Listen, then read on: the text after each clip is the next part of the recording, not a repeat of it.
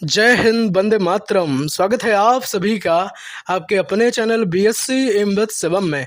और मैं शिवम दुबे आपका बहुत बहुत स्वागत करता हूं। दोस्तों, प्राथमिक चिकित्सा एवं स्वास्थ्य यानी कि फर्स्ट एड एंड हेल्थ की ये BSc BCom first year second semester के एग्ज़ाम को ध्यान में रख करके हमने प्रॉपर इस क्लास को डिज़ाइन किया है। दोस्तों, इस वीडियो में आपको टॉप 40 क्वेश्चन मिलेंगे।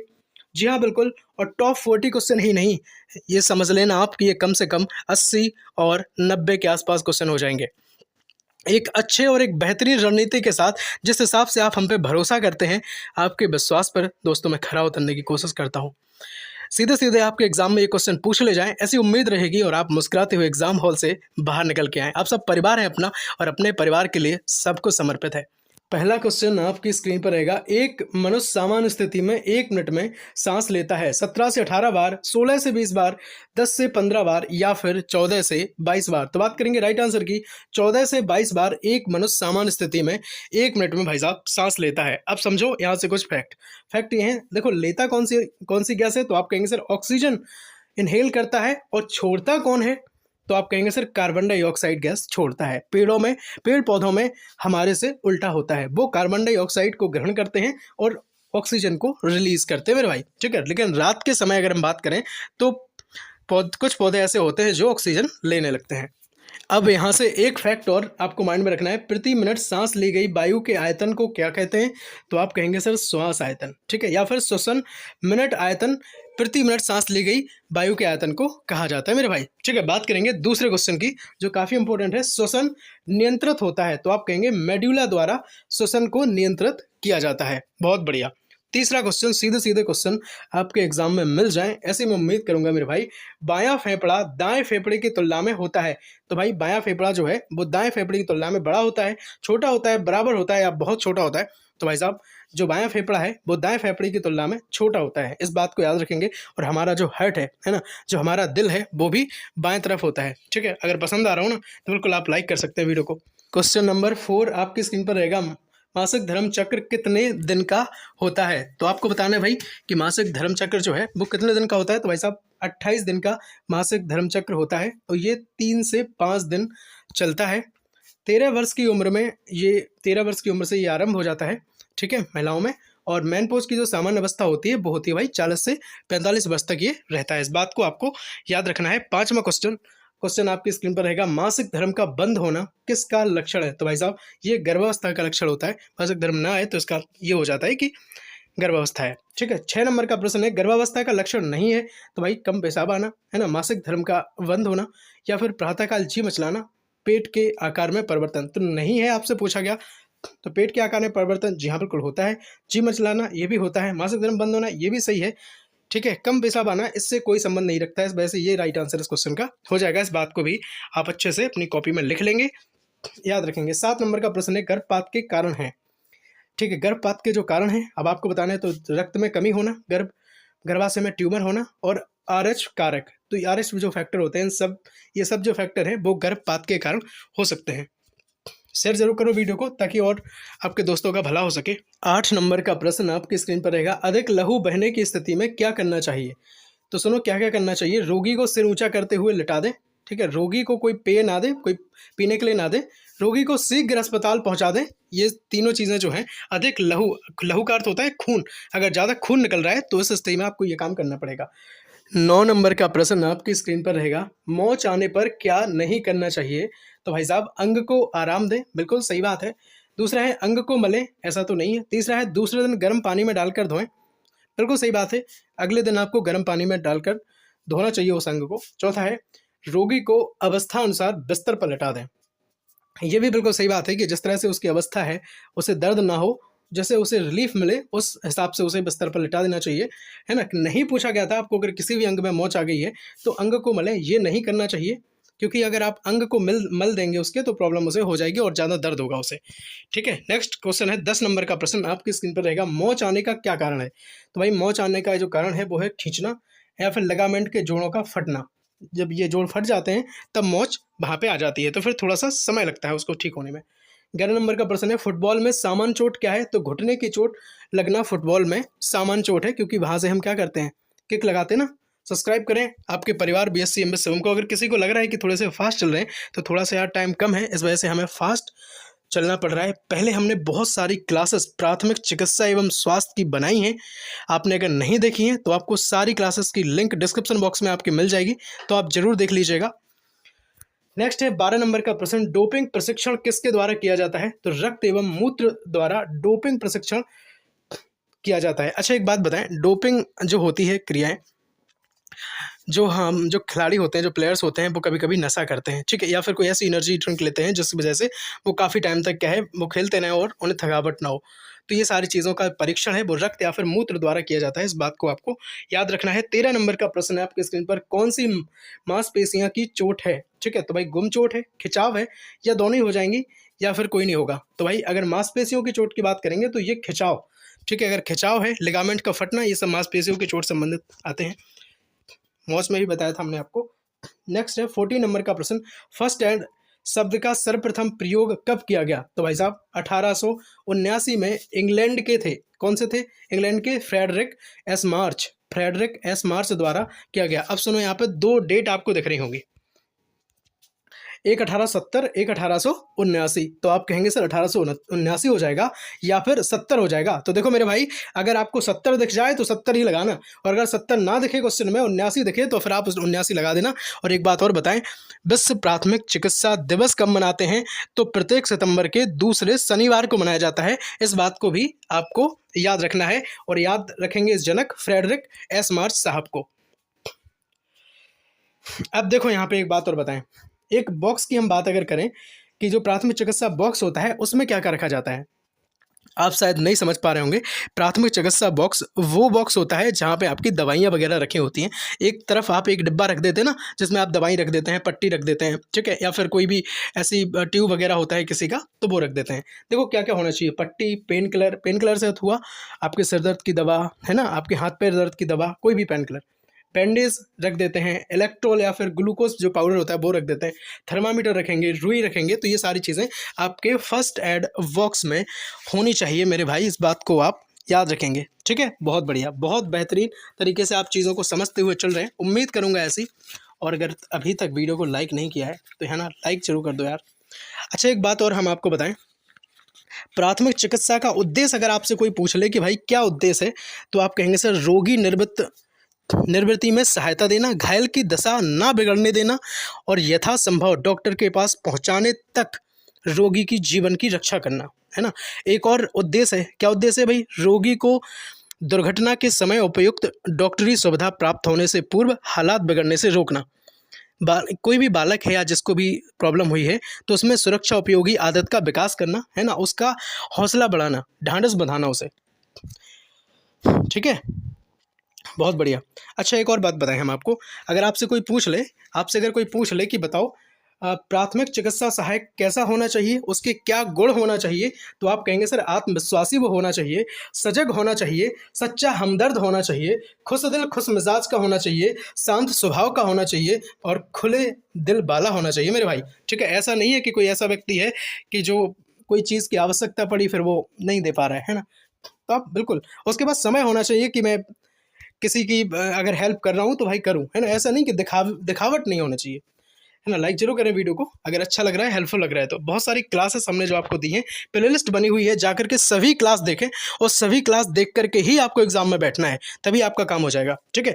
और मात्र एक क्लास में संपूर्ण प्राथमिक चिकित्सा एवं स्वास्थ्य को हमने कंप्लीट भी कराया था, लाइनर भी लगवाए थे, और बहुत सारे हमने टेस्ट भी लगवाए हैं, ठीक है। तो सारी चीज़ों को देखें और देख करके अपना स्कोर जरूर बताना अगर जब आप टेस्ट सॉल्व करने बैठे।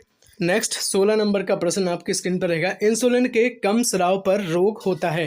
तो भाई टिटनेस होता है, घेंगा, मधुमेह, या फिर एड्स की बात करेंगे तो भाई मधुमेह इस क्वेश्चन का राइट आंसर हो जाएगा। इंसुलिन के कम स्राव पर जो रोग है वो मधुमेह होता है, मधुमेह यानी कि डायबिटीज़, याद रखेंगे इस बात को। और इसमें आपको कार्बोहाइड्रेट की जो ज़्यादा मात्रा है लेने से, है ना, रोका जाता है कि आपको नहीं लेनी है, जैसे कि आलू हुआ, है ना, शकला हुआ, ठीक है, शकरकंद जिसे हम कहते हैं, और भी बहुत सारी जो मीठी चीज़ें हैं, शक्कर हुआ, ग्लूकोज हुआ, बिस्किट हुए, ये सब नहीं लेने होते हैं। और साथ ही में इसमें दवा वगैरह रोज़ चलती है, काफ़ी सारी प्रॉब्लम्स हो जाती हैं। एड्स की अगर हम बात करें तो ये HIV नामक एक वायरस होता है, उसकी वजह से हो सकता है। और घेंगा रोग की अगर हम बात करेंगे दोस्तों, तो इसका हार्मोन जो है वो है थायरॉक्सिन हार्मोन। अच्छा, मधुमेह के लिए इंसुलिन हार्मोन की मैंने बात बताई थी। घेंगा रोग के लिए थायरॉक्सिन हार्मोन उत्तरदायी है, और पुरुष यौवन के लिए तो आप कहेंगे टेस्टोस्टेरोन। कौन है? टेस्टोस्टेरोन जो है वो पुरुष यौवन के लिए उत्तरदायी है। और अगर घेंगा रोग की बात करें तो थायरॉक्सिन हार्मोन है, और अगर इंसुलिन की बात करें तो मधुमेह के लिए है। इतनी बात को आपको याद रखना पड़ेगा। नेक्स्ट क्वेश्चन है, टॉन्सिल का सामान्य अर्थ क्या है? तो भाई साहब, टॉन्सिल की अगर बात करें तो संक्रमण को रोकना टॉन्सिल का अर्थ हो जाएगा। 18 नंबर का प्रश्न है, मनुष्य के शरीर की सबसे बड़ी ग्रंथि कौन है? तो आप कहेंगे सर यकृत हो जाएगी, लीवर हो जाएगा, इसी का नाम जिगर हो जाएगा। ठीक है। 19 नंबर का प्रश्न आपकी स्क्रीन पर रहेगा। आपको श्वसन क्रिया 1 मिनट में होती है, तो आप कहेंगे सर 18 बार होती है। ठीक है, श्वसन क्रिया जो है 1 मिनट में 18 बार होती है। हमें सदैव सांस नाक से लेनी चाहिए, इस बात को भी आप याद रखेंगे। देखो, हमने एक बात और बताई थी आपको कि एक मनुष्य सामान्य स्थिति में 1 मिनट में कितनी बार सांस लेता है, तो आपसे कहा था भाई 14 से 22 बार के आसपास लेता है। ठीक है, लेकिन अगर सामान्य 1 मिनट में सामान्य क्रिया देखें तो 18 बार ही होती है। अगर हमें सदैव सांस लेने की बात कही जाए तो सांस नाक से ही हमेशा लेनी चाहिए, मुंह से या फिर ऐसा नहीं है। श्वसन दर सबसे कम होती है, तो आप कहेंगे सर सोते समय श्वसन दर सबसे कम हो जाती है। भोजन एवं हवा का उभय मार्ग क्या है? तो आप कहेंगे सर मुख ग्रसनी जो है भोजन एवं हवा का उभय मार्ग है। 20 नंबर का प्रश्न आपकी स्क्रीन पर, यदि घाव वाली जगह पर मामूली दर्द है तो किस दवा का उपयोग करना चाहिए? तो आप कहेंगे सर एस्टामिनोकेन। किसका? एस्टामिनोकेन दवा का घाव वाली जगह पर अगर दर्द है तो हमें उपयोग करना होगा। पैरासीटामोल हम किसके लिए करते हैं बताओ? पेन किलर है क्या? है ना, ये पेन किलर है। हाथ पैर दर्द है ना, थोड़ा सा बुखार, इस सब के लिए। डिस्प्रिन सर दर्द के लिए होती है। चलिए बात करेंगे। नेक्स्ट जो क्वेश्चन है आपके स्क्रीन पर रहेगा, सर्जिकल घाव किस घाव की श्रेणी में आता है? तो मर्मज्ञ घाव की श्रेणी में ये आते हैं। मस्तिष्क घात किस प्रकार का घाव? तो आप कहेंगे सर गैर मर्मज्ञ घाव से हम कहते हैं। 21 नंबर का प्रश्न आपकी स्क्रीन पर रहेगा, मानव शरीर की आधारभूत इकाई क्या है? तो आप कहेंगे सर मानव शरीर की जो आधारभूत इकाई है वो कोशिका हो जाएगी। इस बात को भी अपने माइंड में सेट कर लेना, और उम्मीद करूंगा सारे क्वेश्चंस आप अच्छे से माइंड में सेट कर रहे होंगे, क्योंकि ये सीधे सीधे क्वेश्चन आपके एग्जाम में आपको देखने को मिल सकता है। और भाई साहब, मैं आपसे फिर कर रहा हूँ, फिर मैं आपसे यही बात कह रहा हूँ कि आपको सारी वीडियोस आपको देख करके ही एग्जाम में जाना है। 22 नंबर का प्रश्न है, खोपड़ी में पाए जाने वाली हड्डी कौन है? तो आप कहेंगे सर क्रेनियम हड्डी हो जाएगी। अच्छा, पीयूष ग्रंथि कहाँ पाई जाती है? जल्दी से कमेंट सेक्शन में बताओ। पीयूष ग्रंथि कहाँ पाई जाती है? जल्दी से कमेंट सेक्शन में आप हमें बता दो। खोपड़ी में कौन सी हड्डी? तो आप कहेंगे सर क्रेनियम हड्डी। अच्छा, एक वयस्क मानव शरीर में कितनी हड्डियाँ होती हैं? तो हड्डियों की संख्या 206 होती है। सब्सक्राइब अगर नहीं किया है BSc MS seven study platform को जरूर कर लें, है ना, हिस्सा बन जाए, आपके हर सेमेस्टर में हम काम आएंगे आपके। 23 नंबर का प्रश्न है, बेहोशी फेंटिंग जो है वो कैसी होती है? तो आप कहेंगे सर पूर्ण बेहोशी और अपूर्ण बेहोशी होती है मेरे भाई। कैसी होती है? पूर्ण और अपूर्ण बेहोशी होती है। 24 नंबर का प्रश्न आपकी स्क्रीन पर रहेगा, छात्र का स्वास्थ्य परीक्षण होना चाहिए। तो आप कहेंगे सर एक वर्ष में कम से कम 3 बार छात्र का स्वास्थ्य परीक्षण होना चाहिए मेरे भाई। 25 नंबर का प्रश्न है, रेबीज का इलाज कौन सा है? तो आप कहेंगे सर क्या टीका हो जाएगा? गर्म पानी में भिगोना चाहिए या ठंडे पानी से भिगो दें, या फिर ये सभी इलाज जो है वो रेबीज के हैं? तो आप कहेंगे जी नहीं साहब, है ना, केवल टीका रेबीज में लगाया जाता है। 3 टीके लगाए जाते हैं। पहले कितने लगाए जाते थे बताओ? पहले लगाए जाते थे साहब 12 टीके के आसपास लगते थे, इंजेक्शन लगते थे, और कहाँ? पेट में लगते थे। ठीक है, अब काफ़ी सारी चीज़ें ठीक हो गई हैं, 3 ही लगते हैं, कंधे में लगते हैं अभी। देखो, कुत्ते के काटने से रेबीज रोग होता है। वैसे मोस्टली किसी भी पशु की वजह से रेबीज रोग हो सकता है, ये माना गया है, लेकिन कुत्ते के काटने से ये ज़्यादा प्रचलित है। प्रकाश का डर अगर हम देखें, देखो कुत्ते काटने से 2 अवस्थाएं बन सकती हैं। जो रेबीज की आखिरी अवस्था है मैं बताऊं, 2 होती हैं, एक प्रकाश का डर, दूसरा पानी का डर। अच्छा, प्रकाश का डर अगर आपसे पूछ ले कोई तो आप कहना सर फोटोफोबिया है। पानी का डर पूछ ले तो हाइड्रोफोबिया है। ठीक है, पानी का डर पूछ ले तो हाइड्रोफोबिया है, प्रकाश का डर पूछ ले तो फोटोफोबिया हो जाएगा। 26 नंबर का प्रश्न है आपकी स्क्रीन पर, कुकर खांसी जीवाणु के कारण होती है, तो बैसिलस पर ट्यूसस की वजह से ये कुकर खांसी होती है ना, याद रखेंगे इस बात को। बैसिलस पर ट्यूसस के कारण कुकर खांसी होती है। ठीक है, कुकर खांसी का अर्थ होता है कि बहुत तेज खांसी आना। ठीक है, फिर रुकती नहीं है वो। शेयर जरूर करो यार क्लास को, है ना, अपने दोस्तों तक पहुंचाओ, वो भी बेचारे परेशान हो रहे होंगे। बहुत ज़बरदस्त क्लास, पूरी यूट्यूब पर सबसे दमदार कंटेंट देने का मैं दावा रखता हूँ दोस्तों। 27 नंबर का प्रश्न है, लू लगने पर व्यक्ति को होता है, तो भाई साहब सिरदर्द होता है, बुखार होता है, या फिर बेचैनी हो जाती है? तो लू लगने पर सारी चीज़ें होती हैं, है ना, सिरदर्द भी होता है, बुखार भी होता है, और बेचैनी से भी संबंधित समस्या हो सकती है। 28 नंबर का प्रश्न है, हाइड्रोफोबिया क्या होता है? तो आप कहेंगे सर पागल कुत्ते के काटने पर हाइड्रोफोबिया होता है, ये पानी का डर है। फोटोफोबिया प्रकाश का डर है, मैंने बताया था रेबीज की ये आखिरी अवस्था होती है और कुत्ते के काटने से रेबीज होता है, किसी पशु के काटने से भी रेबीज रोग हो सकता है, इस बात को याद रखेंगे। 29 नंबर का प्रश्न आपकी स्क्रीन पर रहेगा, यदि रेबीज के लक्षण हैं और इलाज नहीं कर पा रहे हैं तो क्या करेंगे? तो भाई साहब तो पक्षाघात हो सकता है ना, इसलिए इलाज जरूर कराएं और जो डोज है उसकी टीका है वो जरूर लें। 30 नंबर का प्रश्न, जानवर के काटने और रक्तस्राव होने पर क्या करें?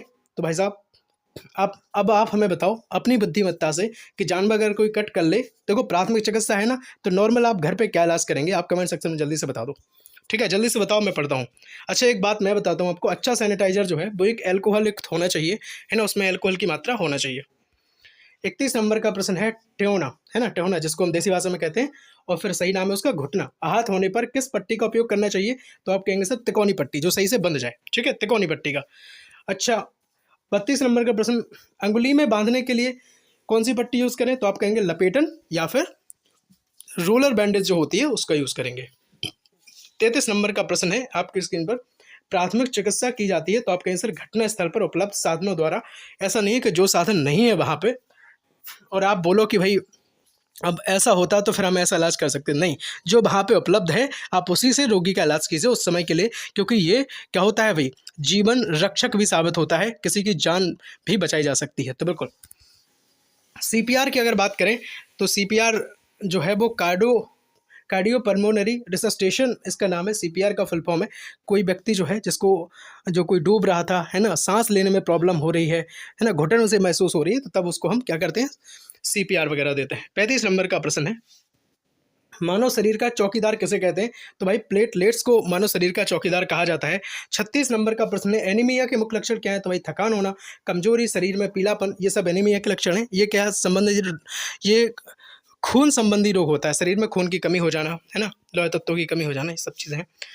37 नंबर का प्रश्न है, खुले घाव के प्रकार हैं? तो आप कहेंगे सर 5 प्रकार के खुले घाव होते हैं। 38 नंबर का प्रश्न, किस घाव में संक्रमण होना संभव है? बताओ। तो आप कहेंगे सर खुले घाव में, ठीक है, खुले घाव में जल्दी से संक्रमण होना ये संभव होता है। 39 नंबर का प्रश्न है आपकी स्क्रीन पर रहेगा, बताओ लैरिंक्स या फिर लैरिंक्स का क्या कार्य है? तो आप कहेंगे सर भोजन को श्वास नली में जाने देने से रोक लेना, ये लैरिंक्स का कार्य हो जाएगा। 40 नंबर का प्रश्न आपकी स्क्रीन पर रहेगा, मानसिक स्वास्थ्य दिवस हर साल कब मनाया जाता है? तो आप कहेंगे सर 10 अक्टूबर को। जी हाँ बिल्कुल, 10 अक्टूबर को मानव स्वास्थ्य दिवस हर साल मनाया जाता है। अच्छा एक बात और याद रखेंगे आप, अच्छा बताओ बेहोशी मैंने बताई थी आपको कि बेहोशी कितने प्रकार की है? तो आपने कहा था सर, आपने कहा था 2 प्रकार की हो जाएगी, पूर्ण बेहोशी और अपूर्ण बेहोशी। अच्छा बेहोशी के लक्षण क्या हैं? तो आप कहेंगे सर चेहरा पीला पड़ जाता है ना, माथे पर पसीना आता है, नाड़ी गति धीमी पड़ जाती है, श्वास हल्की हो जाती है। तो इस वजह से हम समझ लेते हैं इस बात को कि वो कैसी हालत में हो गया है ना, मरीज़ कैसी हालत में हो गया? तो आप कहेंगे सर बेहोशी की हालत में मरीज़ हो गया है, इस बात को आप याद रखेंगे। अच्छा बेहोशी का उपचार और आप बता दें और इस क्लास को हम एंड करते हैं, ठीक है? बेहोशी का जो उपचार है वो है शुद्ध एवं स्वच्छ वायु देना, है ना, बिल्कुल प्राथमिक चिकित्सा बता रहे। शुद्ध एवं स्वच्छ वायु देना, रोगी के हाथ पैर गर्म रखना, मुख पर ठंडे पानी के छींटे मारना, वस्त्रों को ढीला कर देना उसके, है ना, होश आने पर थोड़ा गर्म पानी या फिर चाय देना, रोगी के पूर्ण आराम की व्यवस्था करनी चाहिए। छात्र के स्वास्थ्य का परीक्षण मैंने आपको बताया था कि वर्ष में कम से कम 3 बार होना चाहिए। सर्पदंश, अच्छा एक और क्वेश्चन समझ लो, 2 क्वेश्चन और बताऊंगा इसके बाद बस फिर क्लास एंड, बस ठीक है। देखो सर्पदंश जिसे कहते हैं स्नैक बाइट के उपरांत ध्यान देना चाहिए। तो आप कहेंगे सर व्यक्ति को सोने नहीं देना चाहिए, डॉक्टर के पास ले जाएं, है ना, कटे हुए स्थान के ऊपर कसकर बांध दें, तेज चाकू या फिर ब्लेड से सांप के कटे हुए स्थान को खुरचकर लाल दवा लगा देना चाहिए। लाल दवा मीन्स पोटेशियम परमैंगनेट, ठीक है, KMnO4। बिजली के धक्के की बात करें, अगर किसी को इलेक्ट्रिक शॉक लग जाता है फिर क्या करेंगे? तो आप कहेंगे सर शीघ्र बिजली प्रवाह को बंद करना चाहिए। और एक बात और याद रखेंगे, उसे छूना नहीं है आपको, ठीक है। व्यक्ति को लटाकर गर्म चाय कॉफ़ी दूध से रखना चाहिए और शीघ्र चिकित्सक के पास ले जाना चाहिए, ये सारी चीज़ें हैं। अच्छा लू लगने पर क्या करें? बताओ दोस्तों, लू लगने पर क्या करेंगे? तो लू लगने पर वस्त्र ढीले करके सिर और गर्दन बर्फ़ पर रखनी चाहिए, है ना, और पीने को शीतल जल देना चाहिए, रोगी को ठंडे एवं छायादार स्थान पर रखना चाहिए। तो ये सब चीज़ें हैं। अब सुनो एक बात बहुत सारी क्लासेस हमने आपको प्राथमिक चिकित्सा एवं स्वास्थ्य की कराई हैं, ठीक है, बहुत सारे टेस्ट आपके लगवाए हैं। मात्र एक वीडियो में संपूर्ण प्राथमिक चिकित्सा फर्स्ट एड हेल्थ को हमने कंप्लीट भी किया है। खासकर आपके एग्जाम को ध्यान में रख करके हम सारी वीडियोस को डिज़ाइन करते हैं। पूरी यूट्यूब पर सबसे दमदार और बेस्ट कंटेंट देने का दावा रहता है दोस्तों। ठीक है, सारे एमसीक्यू क्वेश्चन को एक अच्छे अंदाज में मॉडल पेपर और क्वेश्चन पेपर के सहित हम चीज़ों को करवाते हैं। देखो, ये रही आपकी क्लास प्राथमिक चिकित्सा एवं स्वास्थ्य की मात्र एक वीडियो में, जिसको हमने कंप्लीट किया था, है ना। सारा थंबनेल है, लिंक डिस्क्रिप्शन बॉक्स में हम प्लेलिस्ट की शेयर कर देंगे आपके साथ, तो क्लिक करके वहाँ से देख लें, या फिर हम कमेंट सेक्शन में पिन कर देंगे। अगर आप अभी तक टेलीग्राम चैनल से ज्वाइन नहीं हुए हैं BSc MS home study platform के, तो जुड़ जाएं। लिंक डिस्क्रिप्शन बॉक्स में टेलीग्राम चैनल की मिल जाएगी, जरूर जुड़ जाएं। फेसबुक पेज से भी आप जुड़ सकते हैं। संपूर्ण फोटोग्राफी का भी वीडियो हमने आपके लिए बनाया था। अब सुनो एक बात दोस्तों, हमने आपके लिए बहुत सारी क्लासेस बनाई थी, चाहे हिंदी की बात करूं, कार्यालय हिंदी, कंप्यूटर, राजनीति विज्ञान, इतिहास, सबकी क्लासेस मैंने बनाई थी। ठीक है, तो सारी क्लासेस को आपने देखा भी होगा और समझा भी होगा। अब हम आपको एक बात और बताएं, जैसे आपके सारे एग्जाम कंप्लीट हो जाते हैं, इसके बाद जो एसएससी जीडी की जो भर्ती आ रही है, जिसमें आईटीबीपी है ना, बीएसएफ है, बहुत सारे जितनी भी सारी चीज़ें हमारे सैन्य रक्षक बल की हैं, तो उन सब की एक बेहतरीन तैयारी के लिए अपना ही एक परिवार है बीएससी एम शिवम का, एम बस शिवम। चाहे हम इस पे हम सबकी तैयारी करते हैं, यूपी पुलिस कांस्टेबल की करते हैं, यूपी पैट की करते हैं, सीजीएल, एमटीएस, जीडी, सीएचएसएल, सबकी तैयारी होती है ना। आपका एक परिवार है एम बस शिवम, इसकी लिंक भी डिस्क्रिप्शन बॉक्स में आपको मिल जाएगी, तो जरूर ज्वाइन कर लें। वो मैथ्स की क्लासेस पे 3 से 4 क्लासेस यहाँ उपलब्ध हो गई हैं। ठीक है, 3 से 4 क्लासेस हमने यहाँ पे करवा दी हैं, और जाकर के जरूर देखें। और जैसे आपका एग्ज़ाम हो जाएगा, रेगुलर क्लास हम यहाँ पे देंगे। बिल्कुल मैथ जो है बेसिक से पढ़ेंगे, बिना पेन की पढ़ेंगे, और सारी क्लासेस पढ़ेंगे। Reasoning, Hindi, English, GK, GS, current affair, विज्ञान, सब कुछ पढ़ेंगे बहुत अच्छे और एक बेहतरीन अंदाज में। ठीक है, तो मिलते हैं अगली वीडियो में। तब तक के लिए जय हिंद, वंदे मातरम, भारत माता की जय। और सब्सक्राइब जरूर कर लें अगर नहीं किया है, चैनल पर पहली बार विजिट है। और इस सरकारी नौकरी वाले प्लेटफॉर्म की तैयारी आप एक बार हमसे पढ़ के देखो। ठीक है, आप कहीं पे भी पढ़ते होंगे, ठीक है, कोई बात नहीं, पर एक बार आप हमसे पढ़ के देखो, फिर देखना आप, है ना। मात्र एक वीडियो में एक टॉपिक को पूरा कंप्लीट कर देता हूँ, फिर आप कहीं से भी क्वेश्चन लगाना, देख लेना, आपके निकलेंगे। ठीक है, मेरी गारंटी है। चलो, बहुत बढ़िया। आप बताना, फिर देख के बताना कि आपको चीज़ें समझ में आ रही हैं। अगर आती हैं तो हम जरूर स्टार्ट कर देंगे। सब्सक्राइब करें अपने परिवार BSc MS home study platform को, बेल आइकन को जरूर प्रेस कर दें, ताकि आने वाली जो वीडियो है मेरी, उसका नोटिफिकेशन आप तक पहुँच जाए। शेयर जरूर कर देना दोस्तों में। हर हर महादेव। मिलते हैं अगली वीडियो में, तब तक के लिए जय हिंद, वंदे मातरम।